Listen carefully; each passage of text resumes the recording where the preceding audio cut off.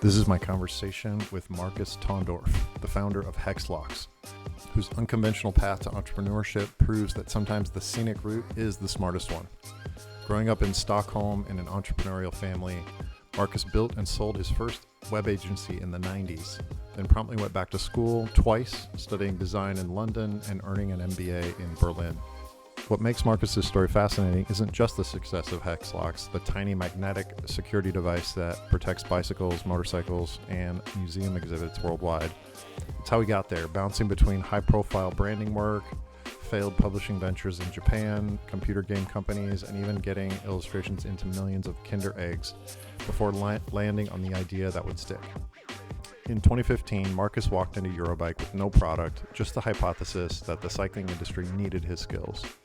By 2016, he'd launched a Kickstarter campaign that funded in 24 hours and reached 800% by literally camping outside press booths in Taiwan and flying to Kickstarter's New York headquarters to pitch an account manager at Starbucks.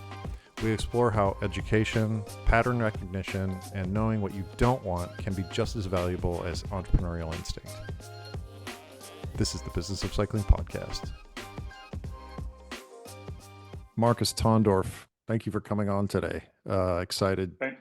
We met, I think, at Eurobike a couple years ago. I was curious about the HEXLOX product. We hit it off. I think you had were familiar with the podcast, so I'm really glad to get you on. I know you've got an entrepreneurial tendency, a tendency toward adventure. It sounds like. Is that a fair statement? It is a fair statement. Yes. Okay. Well, those always make for good stories, good podcasts. So I'm excited to hear a little more about it. So where does this podcast find you today? So I'm in Berlin in the HEXLOX office. Had to find a quiet room here because we have a delivery coming in today. So it's a busy day in the office. Busy, good busy, it sounds like. It's good busy, yes. I mean, when you have a small team, but you have a lot to do, then people keep running around. Everybody's a bit of an intrapreneur. That's how you make it move fast and also in a dynamic way. So yeah, no, it's a good busy for sure. So where are you from originally? Where did you grow up? So I grew up in Solna in Stockholm in Sweden in a Jewish family, actually, as I was born 74, so just past the 50. And we basically had a pretty normal upbringing, me and my sister. And my father was he was a marketing director for a couple of large pharma companies. My mother is a psychologist. And in my greater family, we had a lot of entrepreneurs. So family gatherings and stuff like this was always chatting about business and so on. So that's kind of how it all started. So you said that you grew up in Sweden, like in a small town, mid-sized town. Like, where did you grow up? No, so I grew up actually in a suburb of Stockholm, so the capital. Okay. So back then it wasn't really a part of Stockholm, and now 50 years later it's grown together. So it's people say Stockholm, and yeah, it's kind of a one larger metropolitan area actually. And so then sounds like you had some entrepreneur exposure growing up, some family members, and it sounds like you were drawn to that a little bit. Is that fair? It's fair to say, yeah. I mean, in the larger family, we had a couple of entrepreneurs. My grandfather, who was a writer, he was writing books on economy. One of his major customers was IKEA and also H&M. So I was supporting him on a pretty early age, joining him to book fairs and trade shows, and also helping him sell the books and kind of really liked that thing. And also in school, I was responsible for the party committee, which, I mean, partying was one part, but obviously we had to pull in money and to make the thing go around. And I mean, it was a small entrepreneurial project on its own, and yeah, I really liked it. So I kind of got exposed to it very early in Yeah, I would say. Okay. And so essentially you had this conversation, or you had this contact with this entrepreneurial spirit in your family, and that sort of kind of gave you some curiosity from there, and you kind of started. And so did that kind of carry into your studies as well? So it didn't really carry into my studies at that time because also one of my, how shall I say, hobbies or tendencies was I was very interested in creative things. So I started programming at an early age. I started constructing websites as soon as that was even possible.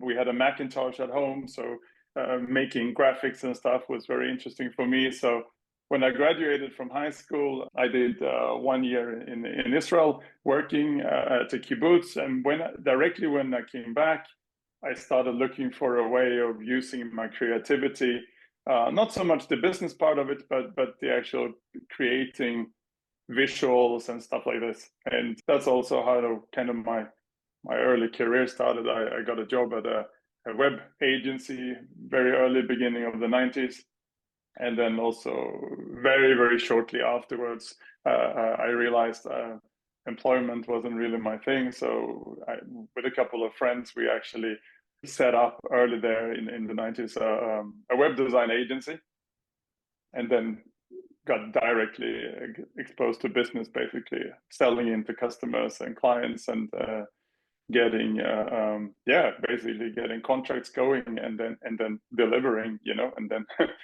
getting paid at the end of it, which was, of course, back when you were young, pretty nice. Yeah. So you started a web agency, and it was just building websites, I suppose, for brands.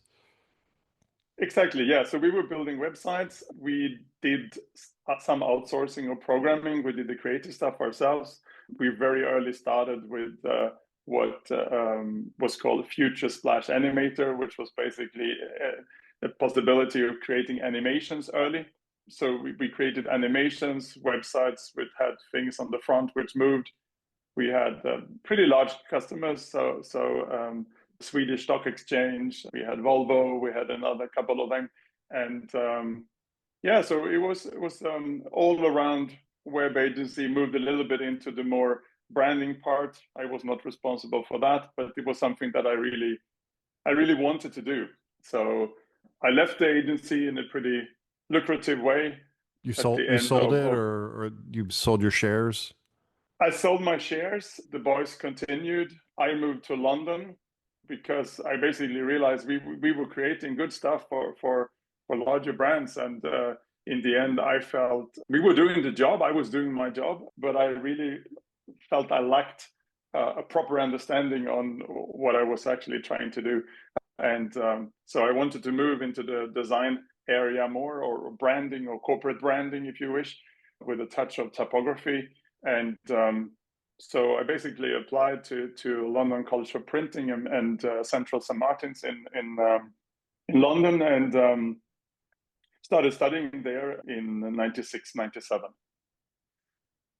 And so And that was like you went back to school at this point. kind of back to school. I mean, it's university, and it was pretty hard, but we also got exposed to working directly with customers and with clients from the school. Those schools I studied in London is part of the London Institute, so it was really high profile from the design community's perspective. So we got direct access to a lot of agencies in the UK ecosystem, and it was three and a half pretty tough years, but I came out as a not that bad graphic brand designer, so I was quite happy with that. And so you decided to go back to school because you felt like you weren't like you just felt like you didn't know enough, even after this experience in this agency, like creating this agency, selling this. You felt like you still needed to go back to school. I guess I don't understand that.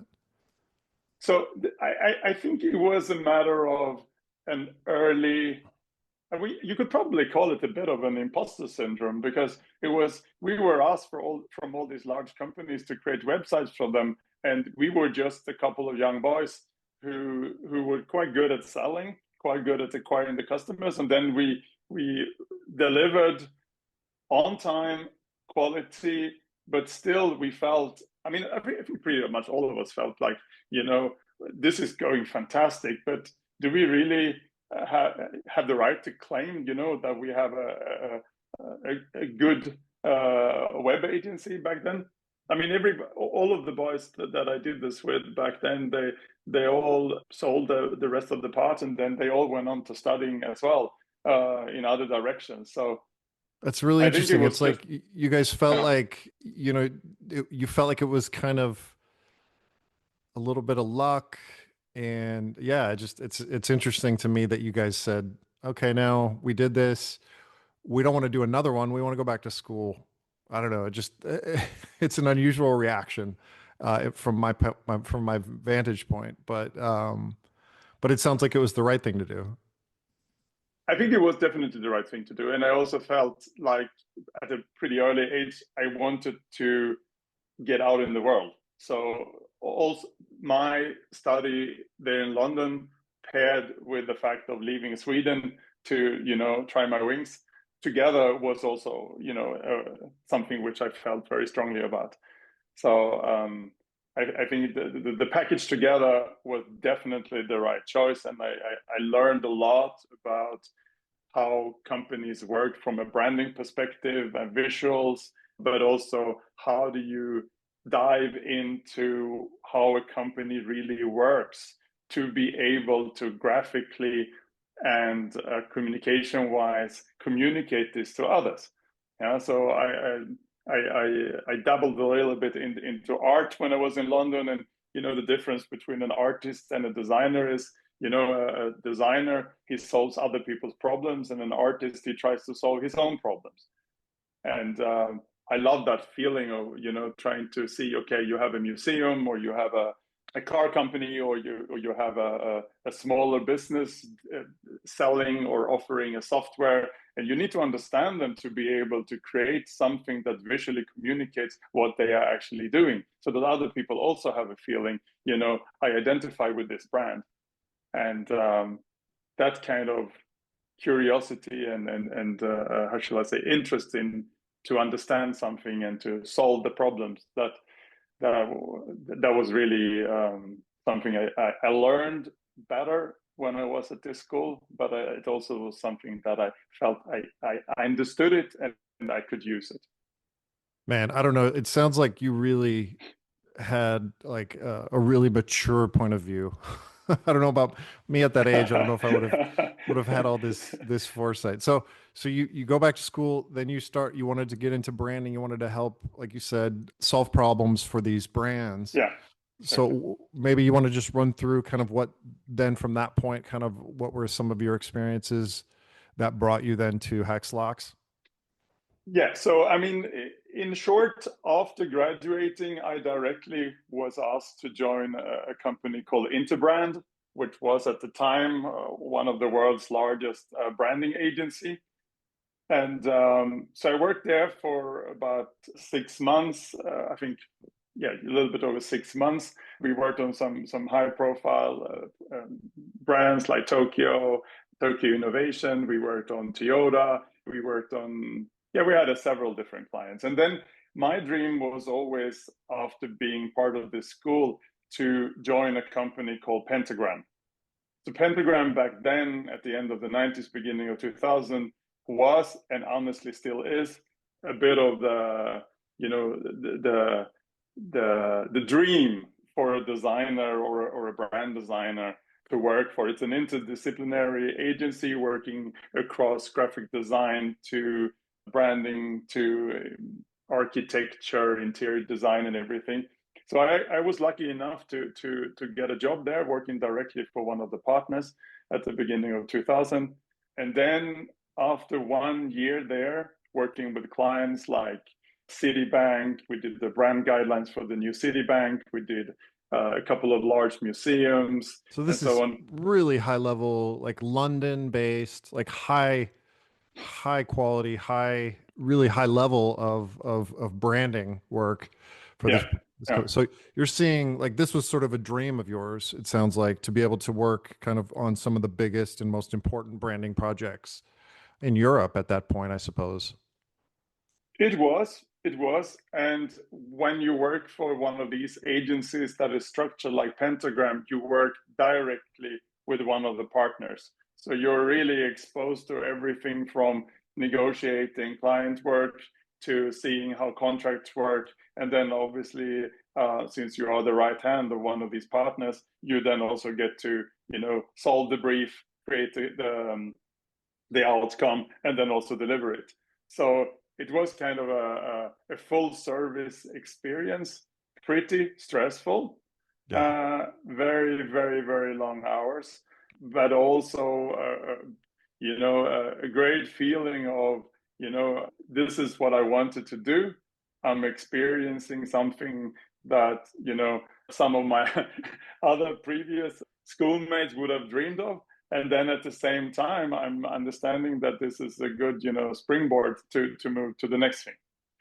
And for me, then I had then the opportunity, because this partner I worked for, he was German, or he is German. So he then went to Berlin and asked me, do you want to open the German office with me? So in 2003, I packed my stuff and I moved to Berlin. And we sit alone, me and him, in a 400 square meter office in Hackische Markt in the middle of Berlin, and are starting with clients such as Lufthansa, Star Alliance, etc. And after a not that long time, I was there probably 9 months, a little bit closer to a year probably. I'm then realizing this is great stuff. I love these clients, but it's too big. It's too little creative freedom. I would like to do something on my own again.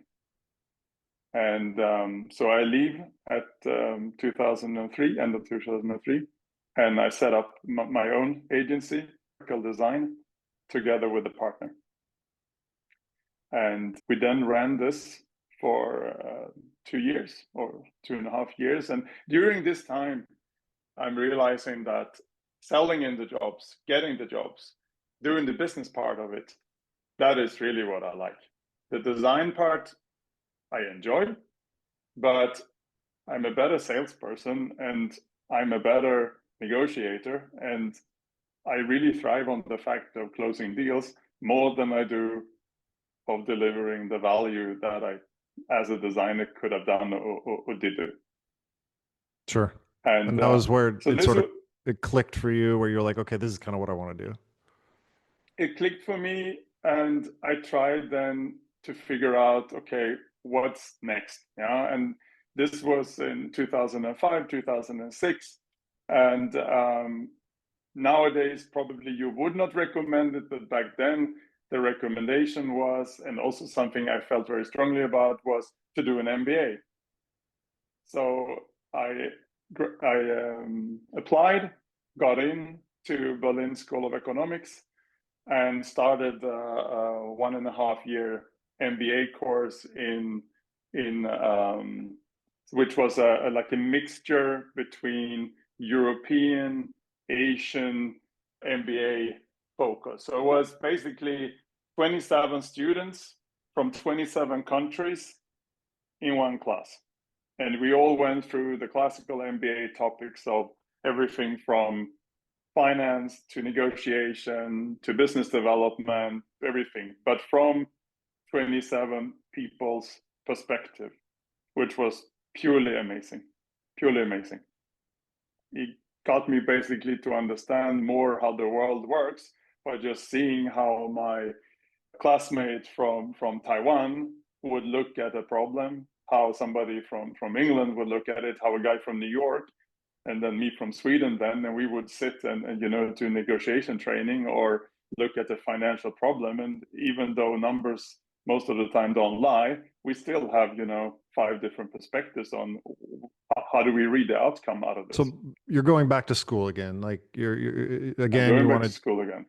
Yeah, and why, like, you felt like you needed to have more input from some kind of a structured learning. Like, how do you see learning in your journey? Because it feels like, some people say, okay, it's, we've got to just get in there, start working. But you seem like you're very much a proponent of education, instruction, and it's like, why is it that you feel so strongly about education, and like, what do how do you see that as part of your journey? So I think I grew up in a family where study was very important. So it was, you need to have a university degree, you should continually evolve. It's important to learn from people who know better than you, because then it's more likely that at least you don't need to do the same mistakes as others have done. And for me, it was always interesting to see, what could I in a short period of time accumulate in terms of knowledge, rather than go out and work for 1.5 years. Then I would get exposed probably to a lot of things as well. Right. But an MBA it was back then. I mean, I don't know how they are today, but at least it was a crash course in business. Yeah, and just as I did my design agency or web design agency, and then felt I needed to go and study in London to validate it, perhaps it was a similar feeling back then in terms of business. Okay, I understand business. I can bring in projects. I can build agencies, but I would like to do something a little bit bigger. And what is the fastest crash course in learning all the dimensions of a business?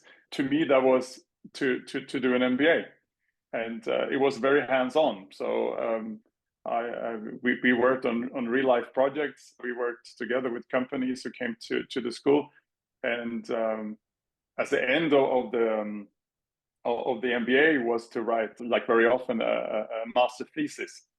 And I wrote my master thesis about captive finance, which is a topic I knew nothing about. And I did this together with Daimler Finance. And this is also how I ended up in Japan, because basically my internship, part of the thesis writing, was in Tokyo at the headquarters of Daimler Finance, and back then Daimler Chrysler.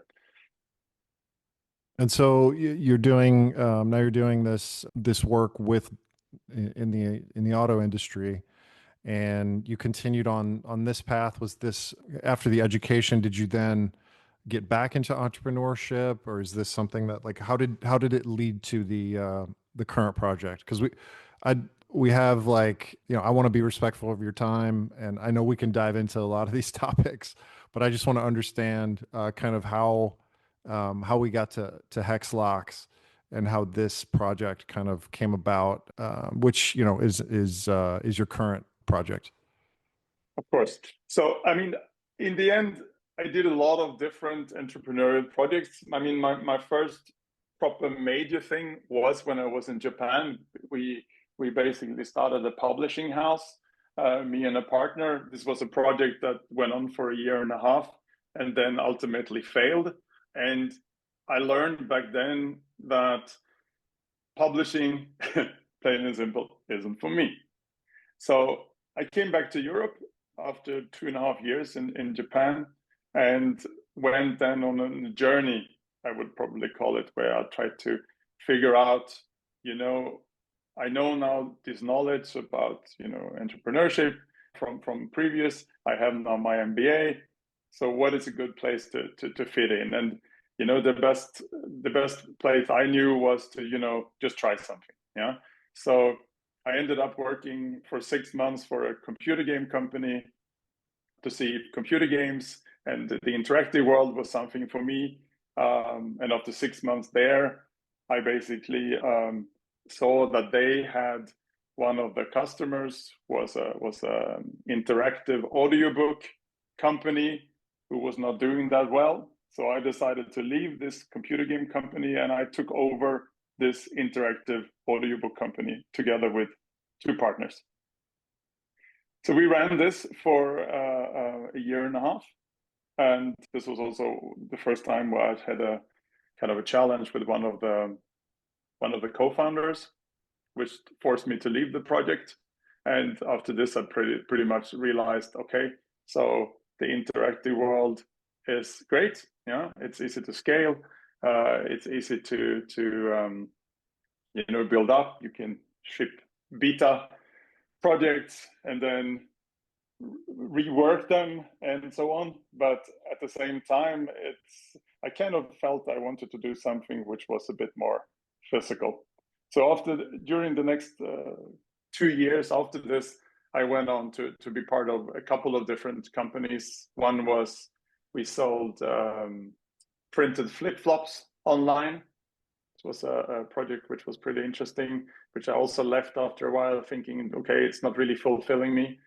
Then I went on to work together with an Israeli guy where we were selling kind of illustrations, which was animals. And if you turn the animal upside down, it would look like another animal.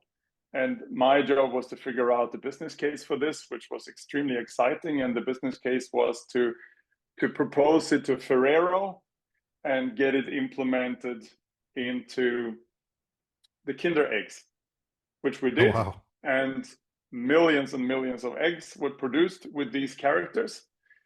But it also felt like, more of a project rather than a company. Business, yeah, because it was kind of a one-time thing. It was kind of a one-time thing. There was opportunities to build in the toy industry, but in the end, I felt like a lot of these industries that I was part of, the people are in it for different reasons, but none of them are really using their own products. Yeah, the CEOs are not playing with toys. A lot of the computer game people I worked with, they're not playing computer games.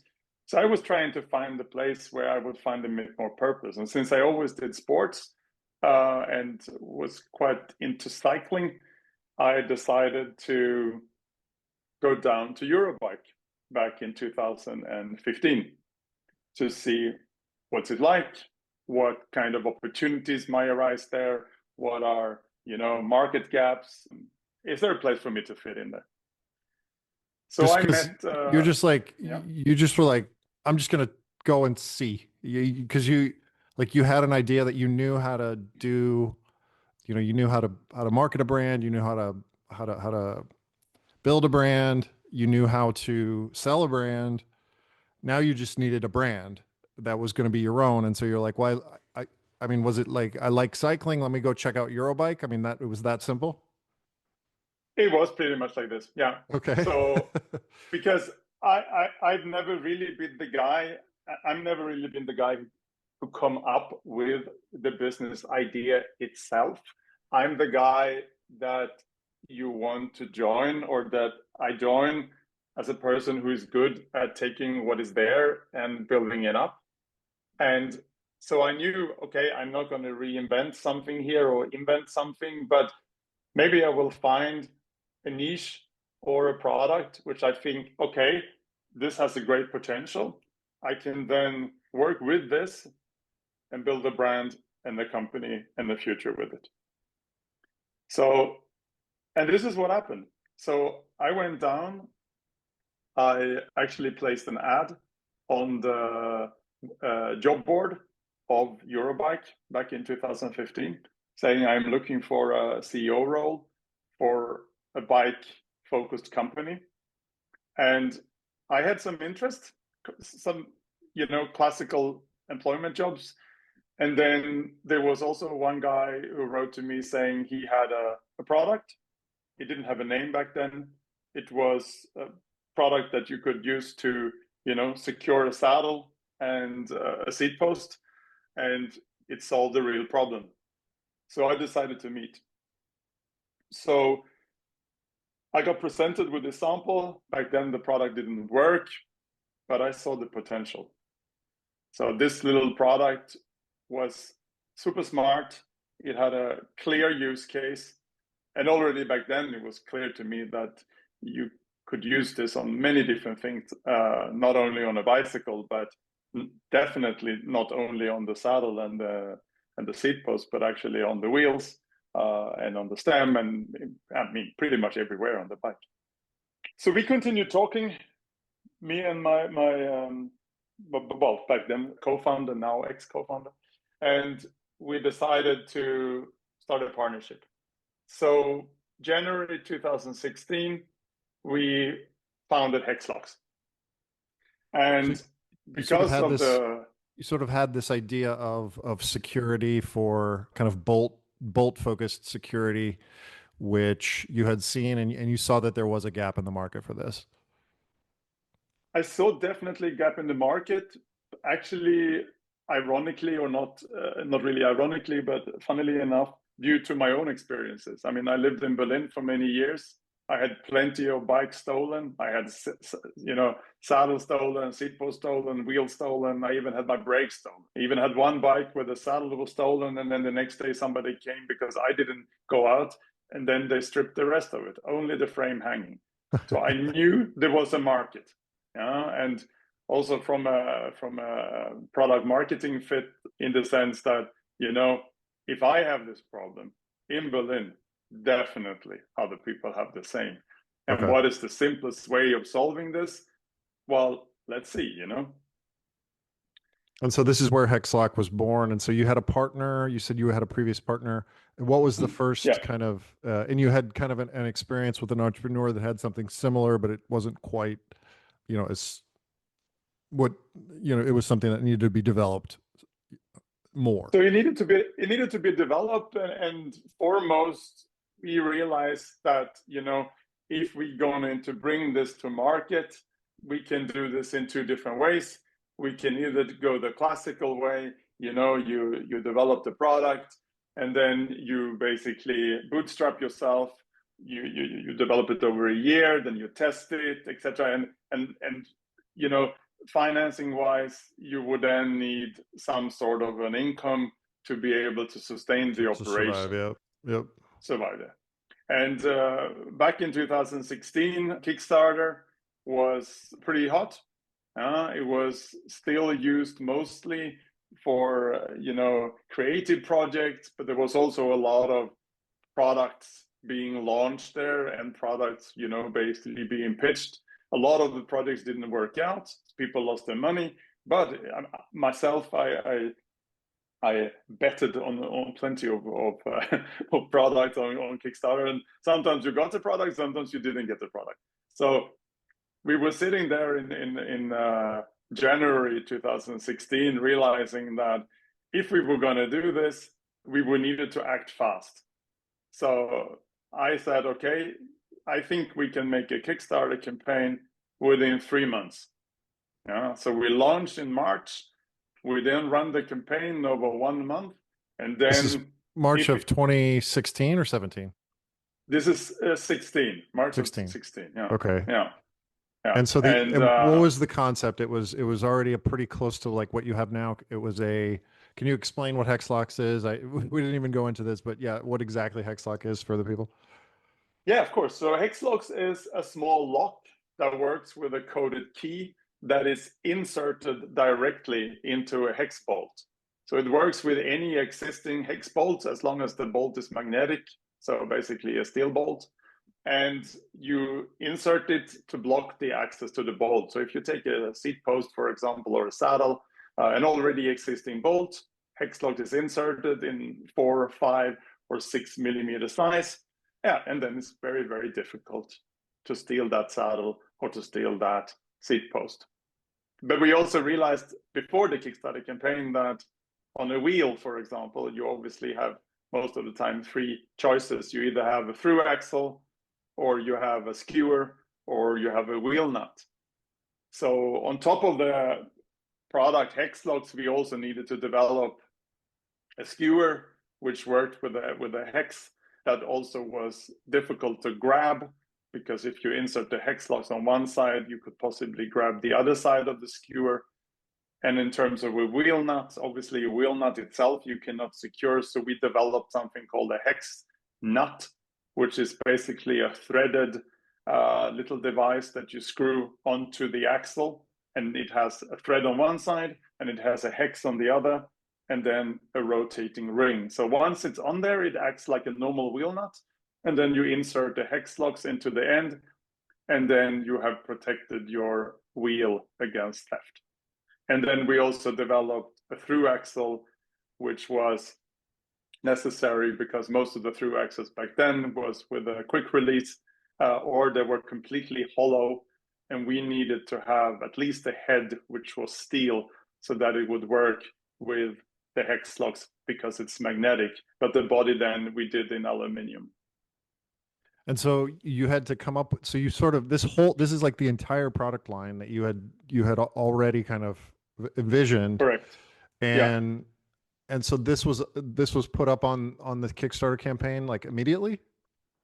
So this was put up on the Kickstarter directly. We had the challenge of how to get this Kickstarter going in such a short period of time, because the advice from pretty much everyone who did a campaign was you either needed a list of 5,000 emails, or you needed to basically have a pretty long time of gathering media, press, and everything. So basically the advice was, either you get a lot of traction and then the media and press will come, or you have a lot of press and then, you will basically reach full funding pretty short. So we had only 3 months. So I basically needed to hack the system. So I flew over to Taiwan because it was Taiwan, the bike week there.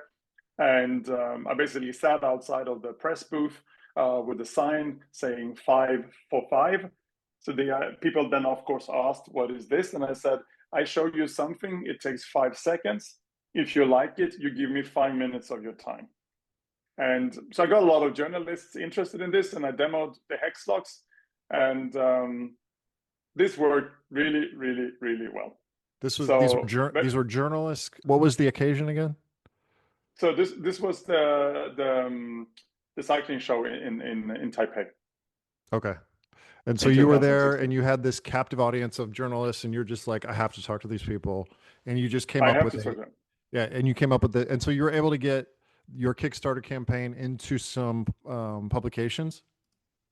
Yes. So we were basically pretty much all the major publications, including the blogs, everything from Bike Rumor, Bike Radar. We were even, when we launched, we were even on the front of Yahoo Sports, the website. Oh, wow. So this was basically a way of getting the press earlier and then making sure that the traffic was then coming. The second part of getting this Kickstarter campaign running was obviously to get some internal buy-in from the Kickstarter team. So I flew over to New York, went basically directly to headquarters, and tried to find an account manager, which you could back then for Kickstarter. And I found a super cool guy who was on his way out to lunch, and I just grabbed him and I explained to him what I was trying to do. And we had a coffee at Starbucks. And I showed him the product, and I said, I need an internal person at Kickstarter who really loves what we're doing, but also rides a bike. And so we had this fantastic guy supporting us over the next couple of the weeks just before launching, which also meant that pretty early on during launch day, we were also selected as projects that we like from Kickstarter themselves. And that, of course, boosted the whole thing. So, I mean, in the end, we were funded in less than 24 hours. And the whole Kickstarter campaign basically reached 800% before ended.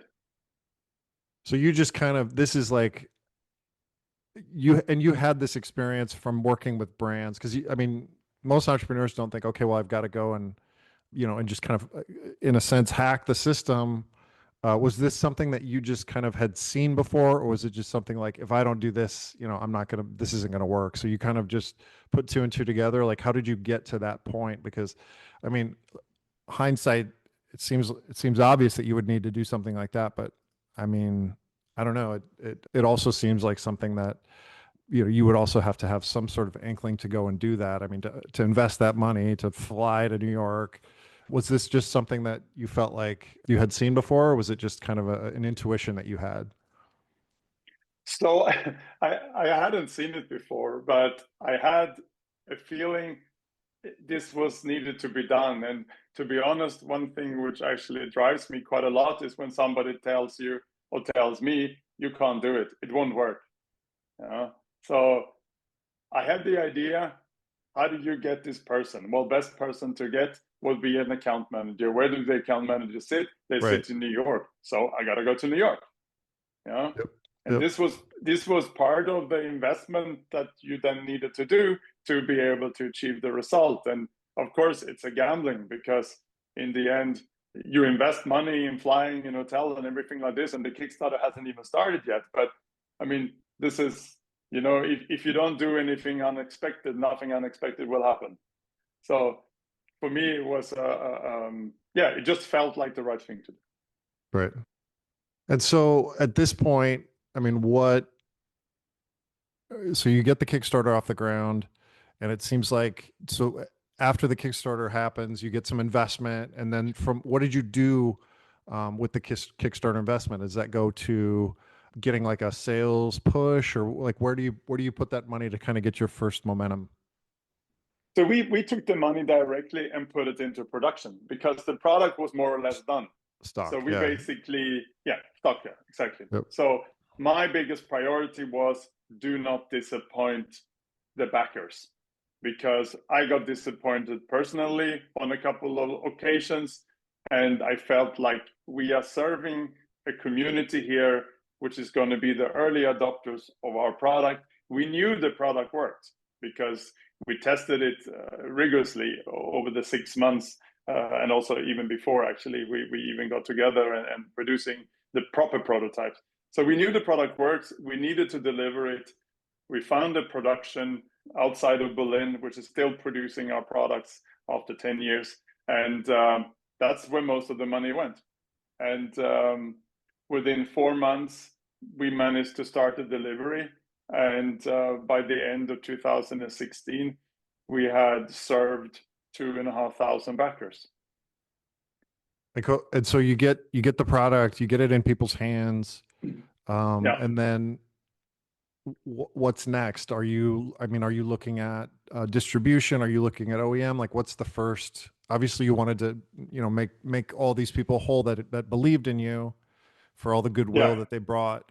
But then what's next after that? So one of the people who I stopped when I was in Taiwan finding this journalist was Stefan Reisiger, who still runs Eurobike. And he loved the product. And he already back then said, you guys need to go to Eurobike. I will help you get a booth. So we actually, during the summer, well, it was end of the summer back in 2016, in the August, September there, we actually started exhibiting at Eurobike already back then.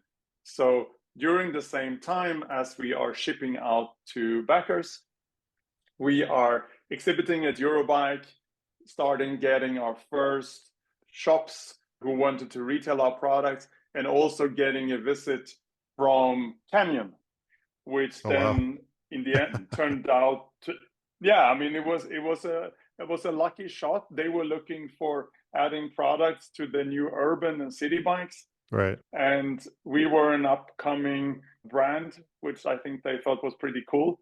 The product looked good. And we then ended up having them as our first OEM. And so that's a great first OEM to have. So that Yeah. was so things are kind of happening 100% like in the right direction. So from 2016, I suppose, like at that point, it's just finding OEMs, finding dealers, like in the industry. You've since moved to other categories, right? Correct. Yes. So over the years, we started getting smaller orders from other industries as well. And there was a time where we were completely sold out. So the first 3 years, we could not deliver anything else. We were basically with shipping everything we could produce, because the factory could only produce so much. And then we changed production concept with them.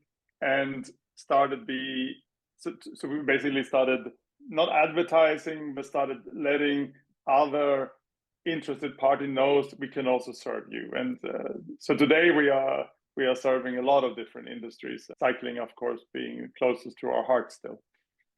And so from that vantage point, it sounds like, it doesn't sound simple, but it sounds like you had all this training and all this experience in branding, in entrepreneurship, and went to school. And so when this big opportunity finally presented itself, Yeah.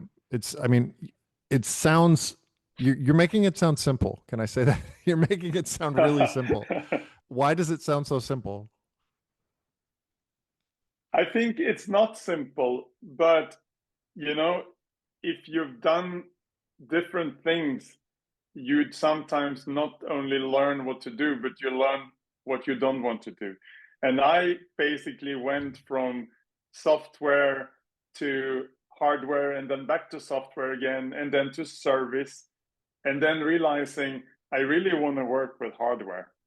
So because everything else is, you can ship an alpha product, you can ship a beta product, you can reiterate on it.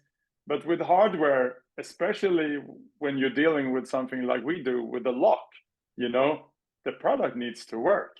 There's no way of shipping a lock which is beta, because you will not only disappoint people, but plain and simple, you will not solve the problem that they have. So I think when the opportunity of HEXLOX presented itself to me, and I saw the opportunity with what you can do with this little device, because to be honest, our products are ridiculously small. They weigh 0.5 gram, and if you look at the price of one of the products, it's more expensive than gold, but it solves the problem. So people are willing to pay 14 euros for it, and we get so many emails and so many contacts of people contacting us saying, I had this for a long time. My saddle is still there. It solves the problem. I really like what you guys are doing, and that just drives you. That's fantastic. And in other industries, we see the same. So, if, for example, we are pretty active in telecom and in museum, so there is not so much about anti-theft like in the bicycle industry. It's more about anti-manipulation or anti-tampering. But in the end, the product does what it was supposed to do, and it does it pretty well, and that's extremely rewarding. And so what are the other, can you want to just talk briefly about the other categories that you guys are in now? You mentioned museum, like sounds like museum security, so like exhibit security, telecom, so Exactly. probably for telecom panels or telecom type equipment. Exactly. So in the telecom industry, we are mostly providing our product to large glass fiber companies, which are using HEXLOX to secure the boxes that are in people's homes or in basements or in public spaces, so that they cannot be opened and tampered with. In the museums, we are obviously protecting the exhibition cases, and depending on items mounted on walls and everything. We're also getting a lot of interest from motorcycle industry, because in the end, there's huge similarities to the bicycle Sure. industry. You have a lot of add-ons. We can protect the wheels of the motorcycle.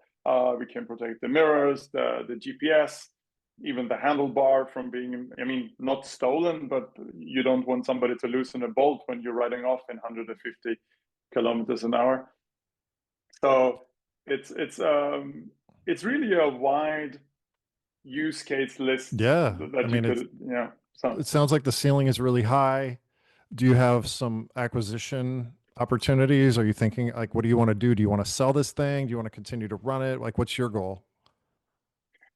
So I will probably want to sell it at one point. I think we've still have a lot to do. I used to have a co-founder, and for a couple of years, after the first 3-4 years, we had kind of let's say different opinions on how to run the business. We were basically looking in different directions.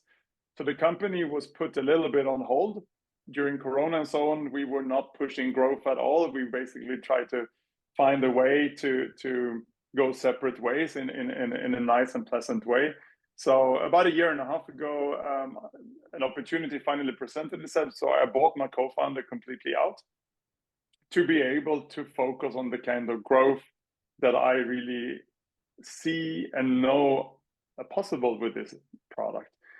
So it's honestly in the last 1.5 years where these other industries have also become really lucrative and really become a cornerstone of our of the business. So there's a lot more to do. There's a lot more industries to conquer, and I think we might also have some more products coming in the next year and a half. We also have a HEXLOX working for non-magnetic bolts, which is working with friction, which we have patented.